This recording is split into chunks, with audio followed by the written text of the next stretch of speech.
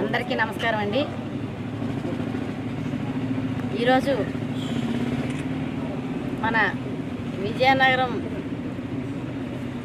జిల్లాలో విజయనగరం అసెంబ్లీకి సంబంధించి అందరి ఆమోదంతో అభిమానంతో స్వతంత్ర అభ్యర్థిగా ఇప్పుడే నామినేషన్ వేయడం జరిగింది. నేను అందరినీ రిక్వెస్ట్ చేసేది ఒకటే, ఈరోజు మనందరి గౌరవాల కోసం, మన ఆత్మగౌరవాన్ని నిలబెట్టుకోవడం కోసం మరి నేను విజయనగరం ఎమ్మెల్యేగా పోటీ చేయడానికి నామినేషన్ వేసి ఉన్నాను. కాబట్టి మరి మీ అందరూ కూడా సహకరించండి, ఆశీర్వదించండి, అభిమానించండి, నన్ను అత్యంత మెజారిటీతో గెలిపించండి. అది మన అందరి గెలుపుగా ఖచ్చితంగా నిలబడుతుంది.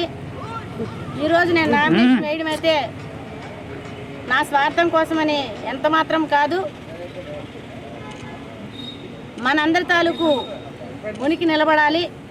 ఏదైతే కులమతాలకు అతీతంగా పేద బడుగు బలహీన వర్గాల వారు ఉంటారో వాళ్ళందరికీ కూడా మంచి సర్వీస్ అందించాలనే ఉద్దేశంతో నామినేషన్ వేయడం జరిగింది. కాబట్టి మరి మీ అందరికీ తెలుసు, 2014 నుంచి 2019 వరకు మన విజయనగరానికి ఎమ్మెల్యేగా ఉండి మీ అందరి మన్ననలు కూడా చూరుకునే విధంగా పరిపాలన చేసే అదృష్టాన్ని, అవకాశాన్ని మరి మీరు అందరూ ఇచ్చారు.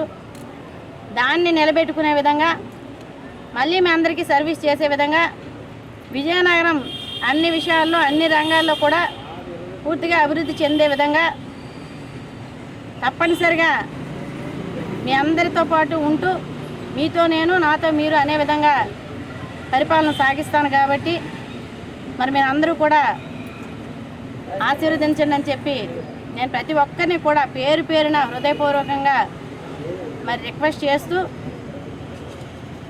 ఆ అభిమానాన్ని మరి మీరు ఓట్ల రూపంలోని ఖచ్చితంగా మరి ఏదైతే మే 13వ తారీఖున మనకి ఇక్కడ ఎన్నికలు జరుగుతున్నాయో ఆ రోజు మీరందరూ కూడా మరి నాకు గుర్తు వచ్చిన తర్వాత మళ్ళీ మీ అందరిలోకి కూడా ఆ సింబల్ని కూడా పంపించడం జరుగుతుంది. కాబట్టి ఆ వచ్చే సింబల్కి ఏదైతే అదే ఆ రోజు నేను మళ్ళీ మిమ్మల్ని అందరినీ రిక్వెస్ట్ చేస్తాను.